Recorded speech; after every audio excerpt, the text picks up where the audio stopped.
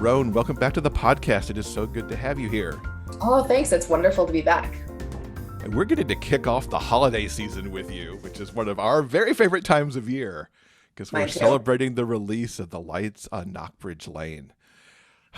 Such a beautiful cover and such a delightful book. Oh, thank you. Before we dig into that particular book, it is the third book in your Garnet Run series. Yes. And for those who haven't maybe picked up one of those yet, tell us what Garnet Run's about. Yeah, so Garnet Run is a small town in Wyoming. It is, alas, fictional as of yet, but it is the setting for the whole series of interconnected books. So the characters that you meet in book 1, book 2, book 3 get teased in all the other books. So the first book is Better Than People, and it is kind of a grouchy artist meets super shy virgin book. It is about Jack, who is a reclusive, kind of grouchy artist. He's been through some stuff lately and has his only contact really is with his animals. So he has this huge pack of rescue animals and he just wants to be at home, except when he walks his animals every day. So when he breaks his leg, he can't do that anymore and has to bring in some help. And he gets that help through an app that matches people who don't have pets, but want to spend time with pets with people who need help, which I don't know if that's real, but it should be. It should be, totally. And yeah, so he meets up with Simon, who is a pet lover who lives with an allergic grandmother. And Simon comes into his life to walk his animals. Simon suffers from extreme anxiety. He's super shy, has a difficult time communicating with new people, especially grouchy new people. And so when they meet, it does not go well. But little by little, as they're in each other's lives, they grow a friendship and a mutual curiosity. And then that turns into a really deep love affair. It's very cozy, very cabin in the woodsy and sweet, although sexy, I will say. And then the second book in the series is about Jack's brother, older brother, Charlie. And Charlie and Jack's parents died when they were really young. And so Charlie has sort of taken on this adult role of raising Jack, taking over the family hardware store and kind of getting adultified long before he was really an adult. And he spent his whole life single, never dated, never slept with anyone, never really had much interest. And into town rolls newcomer Rye from Seattle, who basically inherited the home of a family member that he never knew. And his life in Seattle was not going well. He didn't have anything except any place to live. And so he packed up and moved to Garnet Run, kind of thinking like, oh, at least I'll have a home here. That's great. But when he shows up, it's like a busted shambles of a place. And it's like him and his backpack and his manky cat. And he's sitting around being like, I guess I need to try to fix this up. So he goes into the hardware store and meets Charlie. And Charlie has never let anyone do a project without some help if he can help it. So Charlie gets involved. Rye starts staying with him while the house is in progress. And although they're really different from one another, they start falling for each other. And Charlie is working through experiences of kind of attraction for the first time since he was a teenager. And he isn't sure that he experiences sexual attraction, isn't sure that he's interested in sex. And Rye is like, great, let's figure it out. And if you're not, that's cool. And if you are, then pick me and great. And so they embark on sort of a sexual awakening for Charlie and a romantic awakening for both of them. So we've got like book 1, dogs, book 2, cats. And then we've got book 3, like on Knockbridge Lane, which we'll talk about, which features a little bit, some less fuzzy animal friends. Indeed it does. Yeah. And I tell you, I'm right there with Adam. It's like, oh, maybe I'll wait over there. Let's talk about the animals a little bit. What led you to populate with cats and dogs? And really, in Best Laid Plans, like Marmot to me was practically a side character. So much personality in that little fuzzball. Yeah, I love animals. Like anytime I'm in a space and there are animals or people, I would generally rather go hang out with the animals. It's nothing new, really. I'm sure everyone else who loves animals knows what I mean, but I find their company so beautiful and calming and warm and pure. And so I really wanted to write these books set in a small town. And one of the things that I think about small towns, which for me was a metaphor for the pandemic. It's like everything is sort of closed in a little bit. You're only with a smaller number of people. You've chosen the people who are around you, or maybe you haven't and you're stuck with them. But I kind of felt like this entire pandemic has felt a little bit like small townness, even for those of us who live in cities. And so I think one of the things that's really true for me about that closing in and about small towns in general, or like hanging out in people's houses instead of hanging out at a bar or an art gallery, is that people's pets are really like a big part of any time you go there. Going over to a friend's house, it's like you see them and you see their 3 cats. And when you're hanging out, the cats are around. Or you go to your friend's house and they have a dog. And so you're cooking dinner. And before you eat, you take the dog for a walk.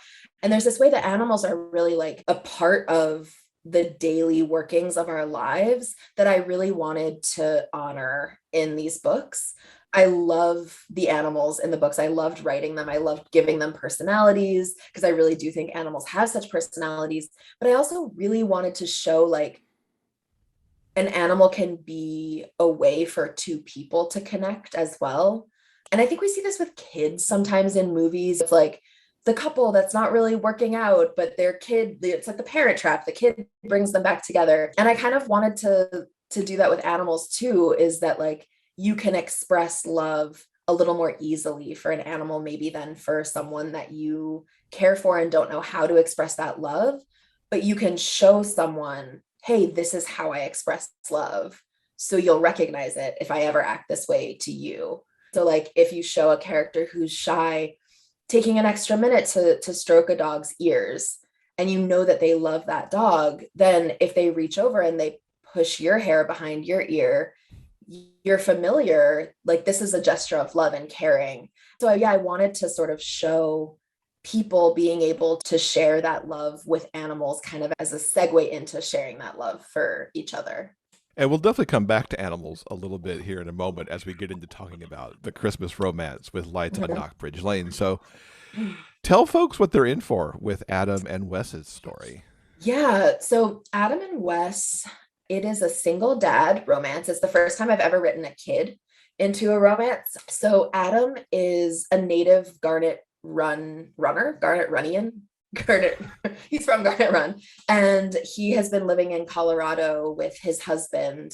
And Gus is actually his sister's biological child, and he takes her on when his sister isn't able to raise her and thinks of her as a daughter completely. And when he gets divorced from his partner in Colorado, he and Gus move back to Garnet Run, partly because his sibling River lives there and wants to be part of Gus's life, and partly because he doesn't really have anywhere else to go, and it's someplace that is familiar and inexpensive. So he and Gus move onto Knockbridge Lane, and the second they move there, they start hearing rumors of the neighbor at the end of the block, which is across the street from them. And all the neighbors are like, he's weird. He never comes out during the day. He gets strange packages delivered. I've seen him like skulking around at night doing creepy things. So people think he's like a witch or a vampire, or they've dreamt all these stories about him because they haven't spoken to him. And the book actually begins with Adam answering the door to find this Wes, this like much spoken about creepy guy, bringing Gus back to him after Gus has like run out of the house while Adam thought she was playing in her room and gone across the street, broken into Wes's basement window, and stayed down there hanging out because he had lizards and she thought they were cool. So Gus is like super intense, very nerdy, interested in like science and inventions and the natural world. And Adam worships her in a nice, healthy way. He just thinks that she's like the greatest thing. And his real desire is to give her a great Christmas because she's just been uprooted, moved from Colorado, taken away from her other parent, or not taken away, but not having contact with him for Christmas. And so he asks Gus, like, what would make you feel good for Christmas? And Gus says, I want the most lights in the whole world on our house. And Adam is, yes, great. Because he's like, she could have asked for a trip to Hawaii or whatever. It seems great at first. And then Adam realizes how many lights it will take to cover their house, how expensive they are, how difficult it is to hang lights when you're like maybe kind of just a little bit afraid of heights. And Wes, the neighbor, is always there. And it turns out he is not a vampire or a witch, or, I mean, he's a little bit of a freak, I guess, but he is a scientist, an inventor, and he is very phobic of having attention on him. He doesn't like to be seen. He doesn't like to have people like watch him. And so he rarely goes out during the day, not because the sun will burn his skin into ashes, but because he's very private. And so him coming out of his shell literally to make contact with Adam is actually like the first in what will be a kind of a neighbor to neighbor romance where they bounce back and forth between their two houses and slowly fall in love, kind of with Gus leading the charge because she's so interested in Wes and everything that he has going on. So it's really about both of them overcoming fear. Adam is scared that he can't be a good single dad. He's scared that he can't make Gus happy. He's scared of lizards and spiders and all these things. And Wes is scared of going outside of his house. He's scared of public attention, and he's scared of getting hurt. And Gus is really the one who's fearless and can express herself, can express what she wants. And she kind of drags the both of them into confronting their love for each other.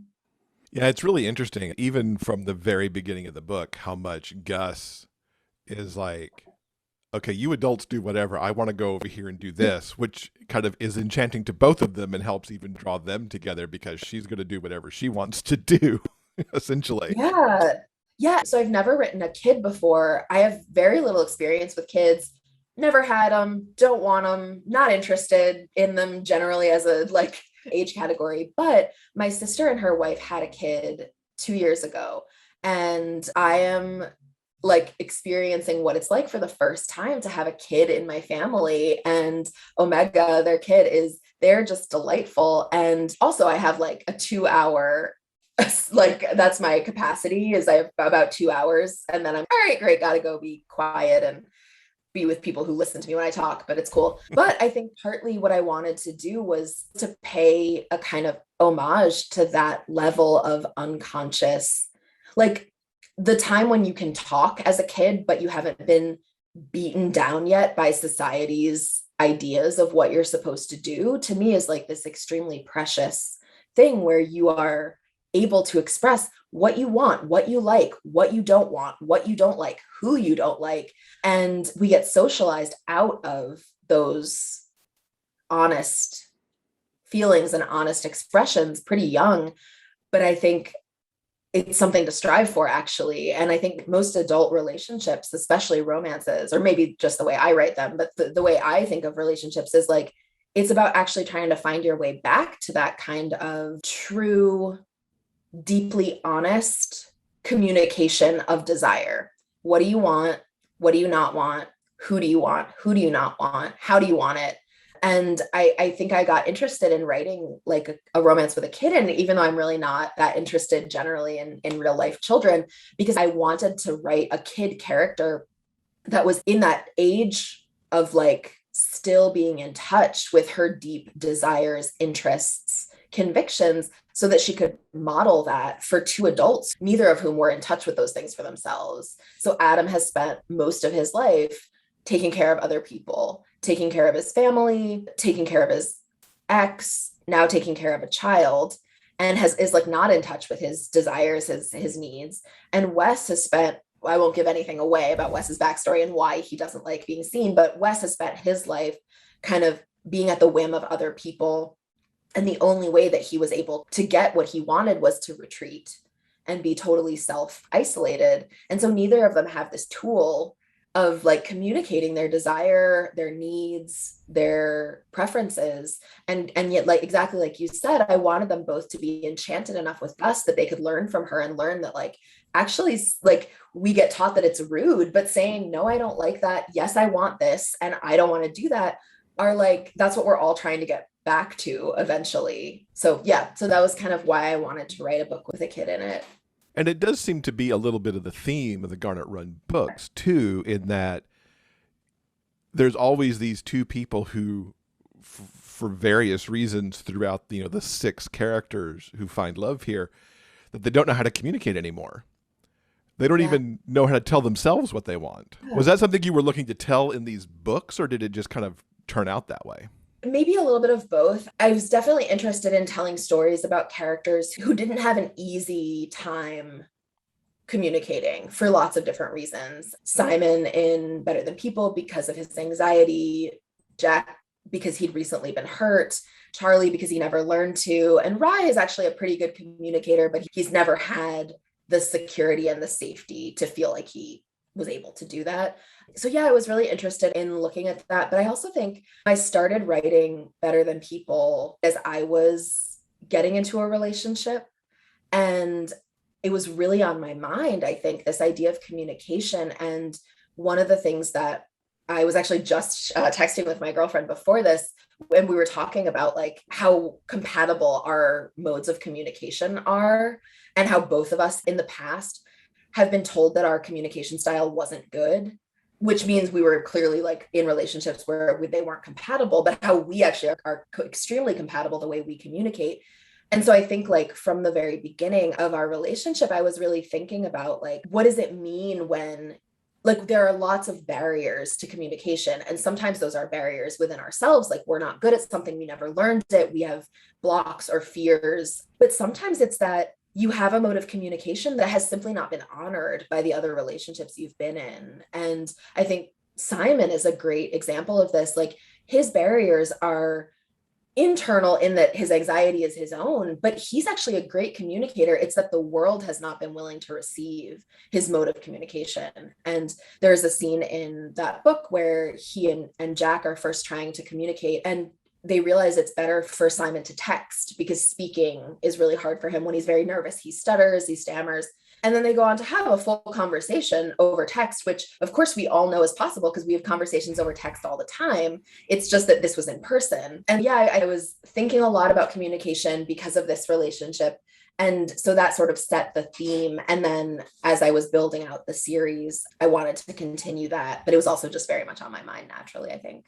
And swinging back to animals, let's talk a little bit more about those characters in Knockbridge, because Wes has quite a collection going on in his house. What sent you from what we all consider the fuzzy and warm cats and dogs? You even talked about the warmth that animals can bring, but here Wes has animals that we're not initially going to think of as warm, fuzzy companions. So Wes has lizards and snakes and a tarantula. He does have a couple raccoons, which are fuzzy. And gosh, I think he has a couple other things rattling around in there. Wes is a scientist, and his science or his interest is in bioluminescence. And so I think part of it is that he is interested in the usefulness of certain creatures. Like a lot of bioluminescence comes from sea creatures, creatures that are not warm and fuzzy. They're like amphibious or slimy, whatever you would think of. But also, Wes loves his tarantula. He loves his lizards. He pets his tarantula the way you would pet a cat. And I guess they are fuzzy, to be fair. I guess a little bit, yeah. And he and Adam have this conversation multiple times where, Adam is very scared of them, scared of snakes, scared of spiders, particularly. And he's like, they're just not cute. They're not fuzzy. They move weird. They're like, they startle me. And Wes says, yeah, you're scared of them. That's why you don't think they're cute. But like, they have personalities. They have desires. They can like people too. His tarantula likes him, like it likes to sit with him. He knows its personality and where it will be at certain times of the day. And what builds throughout the book is this, like, of course I'll say it and it'll sound super obvious, but this metaphor that like in the same way that spiders, lizards, snakes, other kind of things that we think of are scary are maligned, but are actually gentle and loving, and I mean, not the poisonous ones, but that like Wes feels like one of them. So he feels like he has also been maligned, thought of in a way that he doesn't think of himself. And so he really identifies with these animals. People hate raccoons because they have rabies and they break into your garbage and they're gross and all these things, or like snakes are scary, spiders are scary.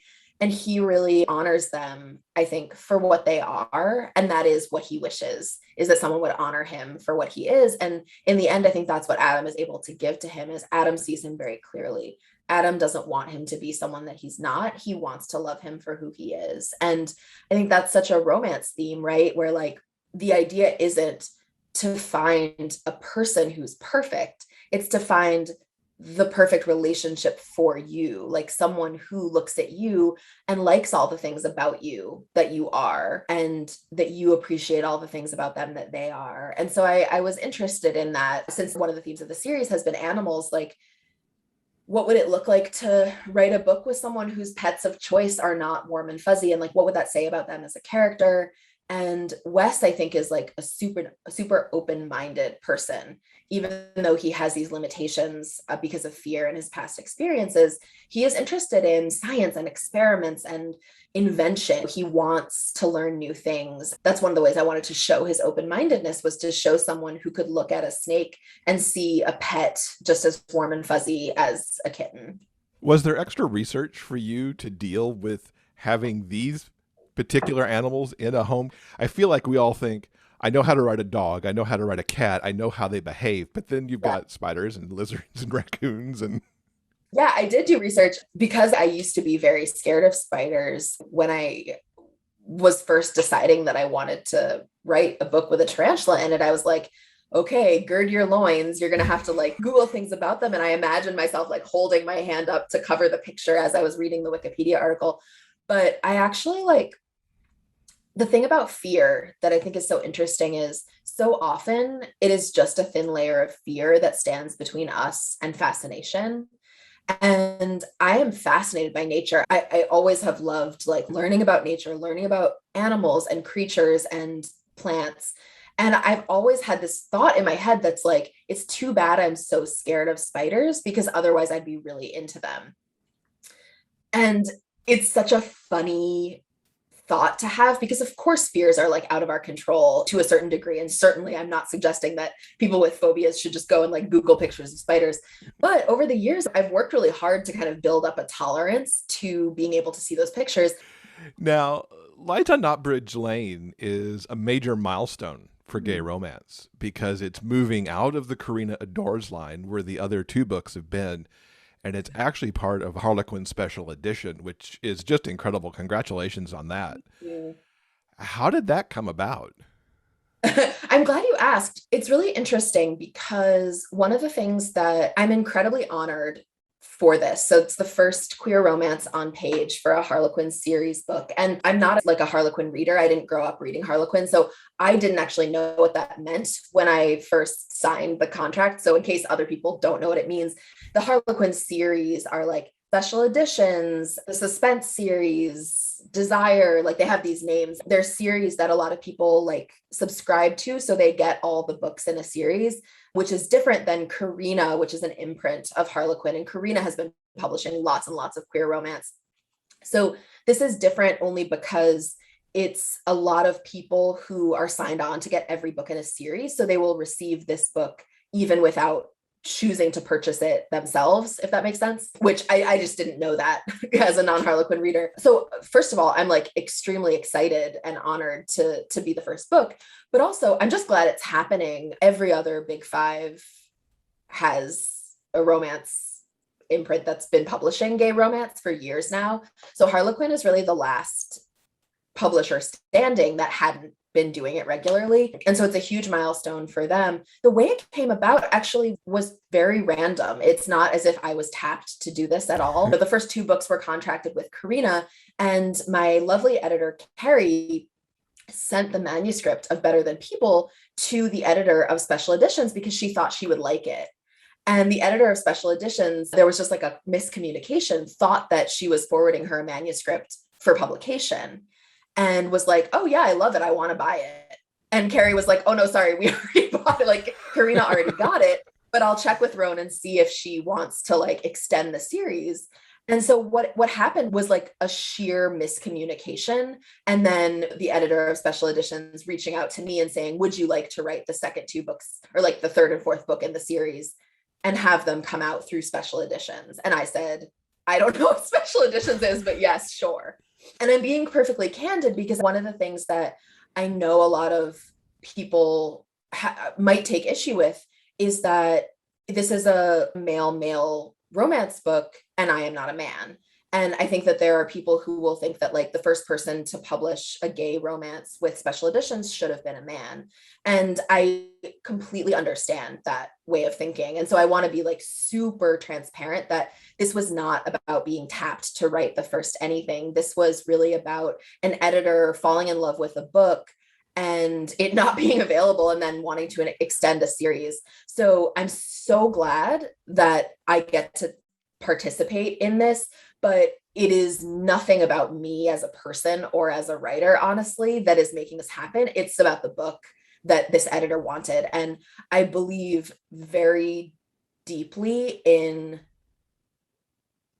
if you can take an opportunity to move along something that should have been happening already, it is worth moving that along. And it's like really important to me to be clear about that, because within queer romance, like there's a lot of who should be writing this, who should be allowed to write different things, what is honor versus fetish. These are like super important conversations that I'm so interested in having and glad that we have in this genre. But also, as a queer person, I am really honored to be able to be participating in this milestone. And my biggest investment is that this book do well so that all of the Harlequin imprints, all of the Harlequin lines open up to other queer authors of all stripes, writing queer stories of all stripes.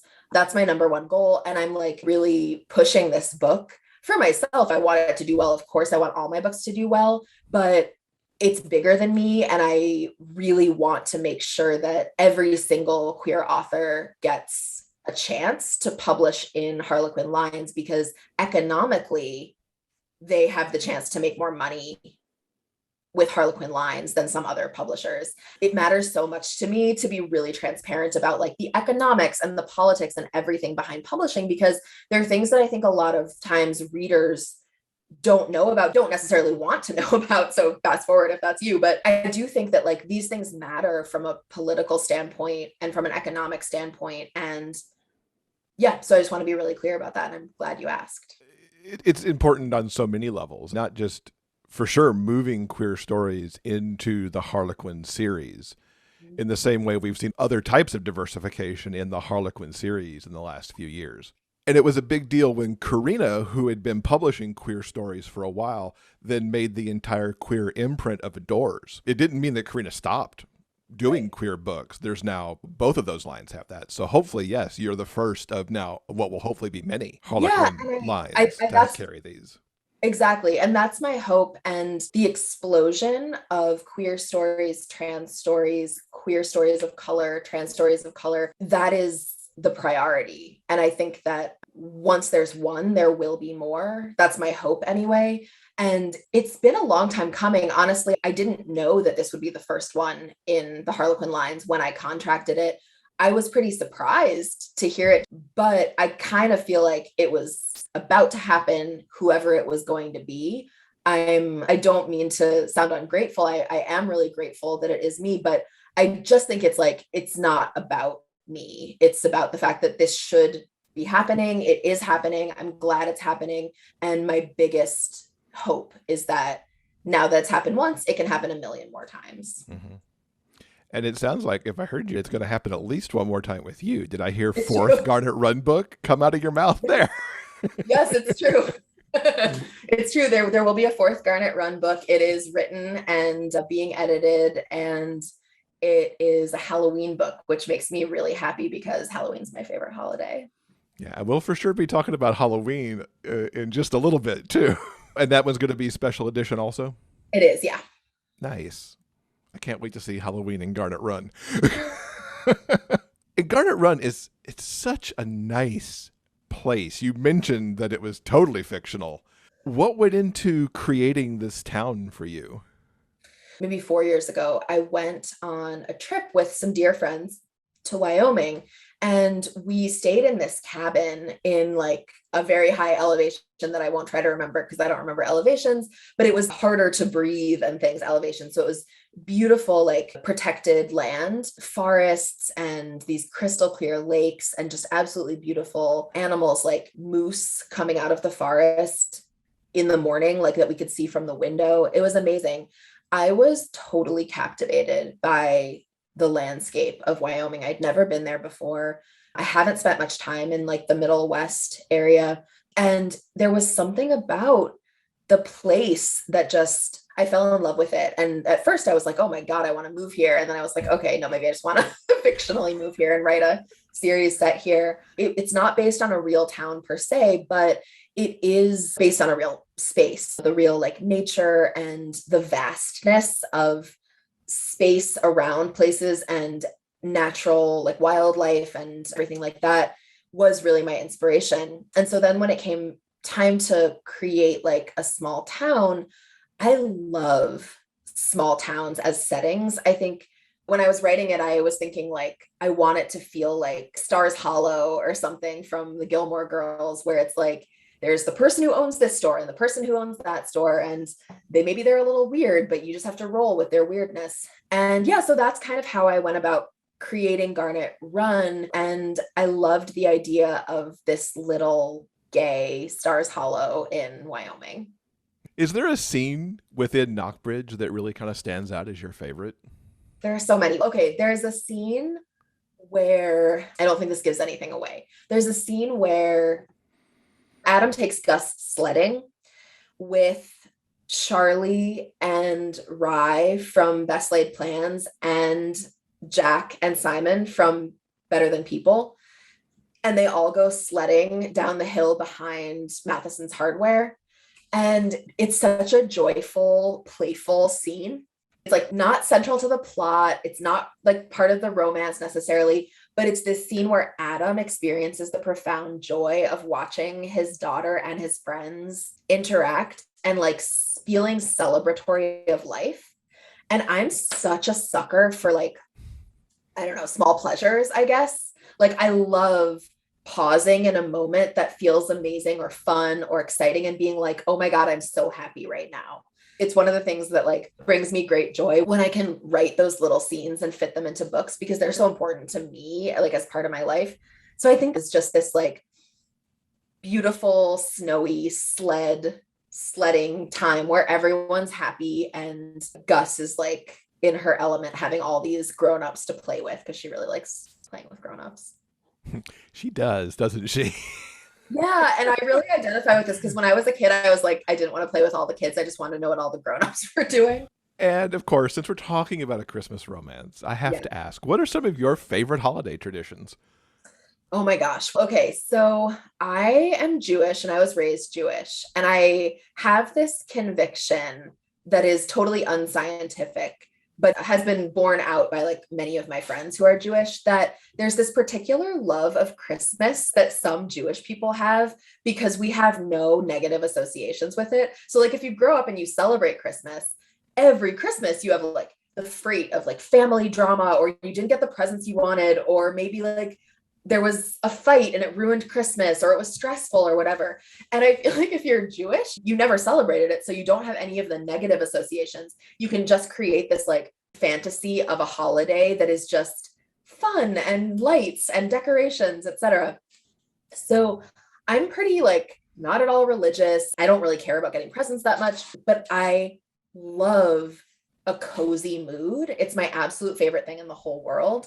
And so my favorite thing to do for like celebrating holiday stuff, whatever it is, to do like a themed hangout day, Christmas / Hanukkah / whatever the winter holiday is. So my sister is like my best friend, and my sister and her wife live right nearby. And my girlfriend lives around the corner. And like last year, for example, they all came over and I baked cookies and we spent the day like decorating gingerbread cookies while watching holiday movies and like listening to holiday music, not like Christmas carols, but just like wintry music.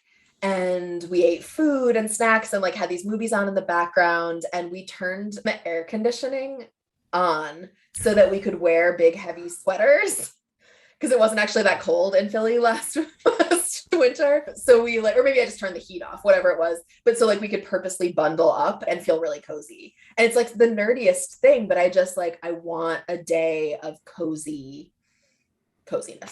Let's shift from Yeah. Christmas stories to Halloween.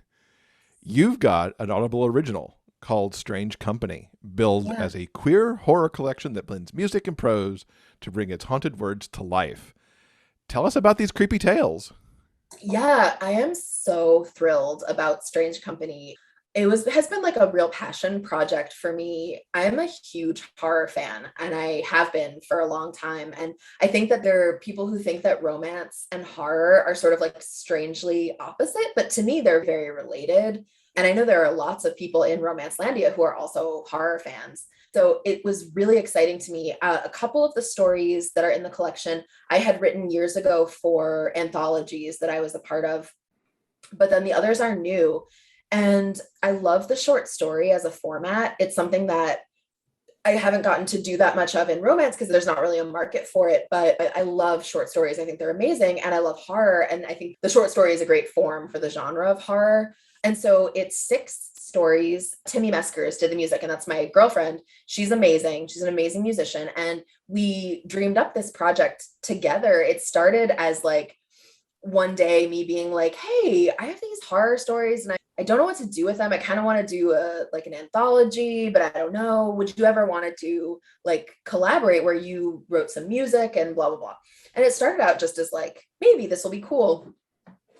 And then a year later, it's fully scored. She did so much work. Not only did she compose all the music, which is amazing, but she did all the cues. So she was in charge of like what music went where. And she did way more work than me. It came out in June for Pride Month, and it's been amazing. So the stories are set in different time periods. They feature different characters, so they're not interrelated.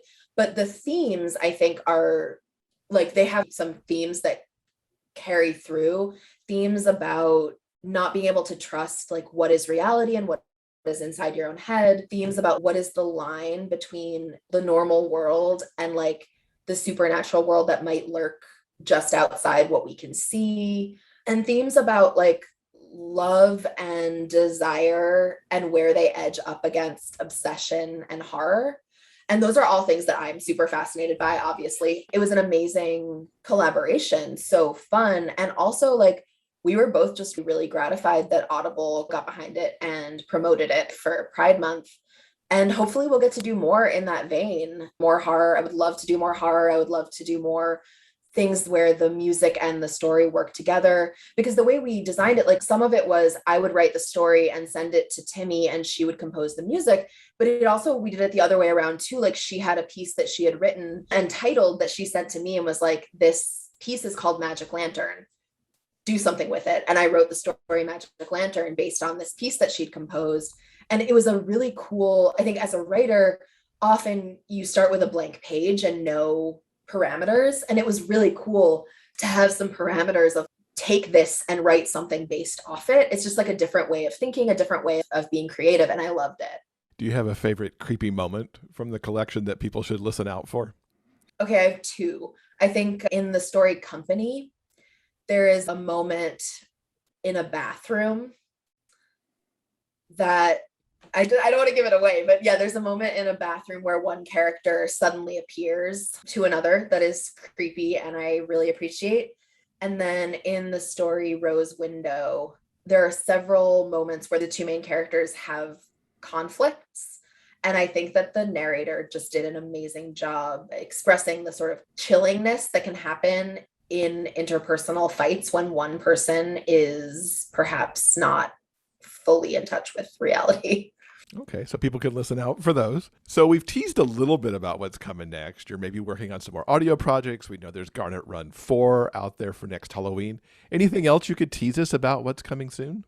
Yes, I would be delighted to tease you. I'm actually really excited. I just finished my first rom-com, actually, which will be coming out next September, maybe. I don't have a firm date, but it was so fun to write. I of course, I'm familiar with the movie genre of the rom-com, but this new sort of book version of the rom-com that has kind of happened, I'm super delighted by. And I love humor. And I do think that sometimes my stuff is funny, but it's definitely not what I'm going for. And so it was really cool to write something that was like a little bit more leaning into not comedy like knock knock who's there, but comedy like the absurdity of the universe kind of comedy. So it's really I'm delighted. So did you ever see the movie The Holiday, the house swap romance? So I wrote this, and in my head I called it The Holiday because it's a house swap romance, but it's gay. The actual title that it will be called is The Holiday Trap. So it is a double romance, house swap romance. So we have Greta, who is living in this small town in Maine and is really has this big family that's super close and very like intrusive in each other's lives. And it's coming up on, it's like December 1st, and she wants to get out of town, but she has all these plants. And so she can't leave without someone to water her plants. And then in New Orleans, we have Truman, who goes to bring his boyfriend a Christmas present because his boyfriend is going out of town, and walks in and realizes that his boyfriend actually is married to another man, and he's been the side piece all along and has a whole other life. And he's mortified and horrified and is like, oh my God, I have to get out of town. But he has a dog, and so he can't leave. So Greta and Truman have this mutual friend, and they both call her and are like, oh my God, my life is a shambles. I have to get out of town. And their friend is like, you're the second person who said that to me today. I have an idea. I think you guys should swap. So Greta moves to New Orleans to live in Truman's house. Truman moves to Maine to live in Greta's house. And thus begins each of their kind of like rebirth and romance in this new place. So Truman ends up falling in love with Ash, who is a local flower shop owner in Maine. Greta falls in love with Karis, who is a math grad student who also has a lot of other stuff going on. She gives ghost tours. So they fall in love in New Orleans. And it kind of follows both of them as they like fall in love both with a new place and a new person, but also kind of fall back in love with themselves. And there's a lot more going, because it's a longer book. It's like not quite as focused only on the romances. So like, in Truman's storyline, he is obsessed with this fantasy series and like starts trying to uncover this mystery about who the author of this series was. And in Greta's time in New Orleans, she is making friends with Karis's housemates, and they're starting this business together. So there's a lot of stuff going on. It's very like ensemble cast-y as well as romancy. And it's set in two places I really love. So I lived in New Orleans for a little while and was super excited to write something set there. And Maine is one of my favorite places to visit. And so it was sort of me being like, I wish I could travel, but I can't. So I'll write this book in two places. And yeah, I'm really excited for people to see that one. Oh, that sounds like so much fun. I can't wait. So how can everyone keep up with you online to get all the updates on future projects and things? Yeah, so the repository of all things is at roanparrish.com. So if you ever have any questions of where you can find my social media or new releases, it's all there, roanparrish.com. But I'm also on all the social medias. I think almost everything is at Roan Parrish. I have recently joined TikTok and I love consuming it, but I have not quite yet figured out my niche of how to use it. So here, this is my dream, would be for people to follow me on TikTok and like ask me questions or tell me things that they want to see, because I want you to do part of my work for me. That's what I would love. We'll see if we can get some people talking to you about that. Yes, please do, because I want to participate, but I'm like, every time I think of something to record, I'm like, that's stupid, no one cares. Or I'm like, that's a great idea. I look like I just got run over by a truck and I'm not putting my face on, whatever. So yeah, I would love that. And then the other place you can find me is, since you are podcast listeners, is I have a podcast with the lovely Zio Axelrod and Avery Flynn called Dear Romance Writer, which is an advice podcast. We have a website at dearromancewriter.com. And in that website, you can like write to us and ask us questions, which is what we answer during the podcast. And so we would love any questions you have about relationships, love, family, really anything. Roan, thank you so much for being here. We wish you so much success with Knockbridge Lane and your other projects as well. Thank you. It was such a pleasure chatting with you, and I appreciate it so much.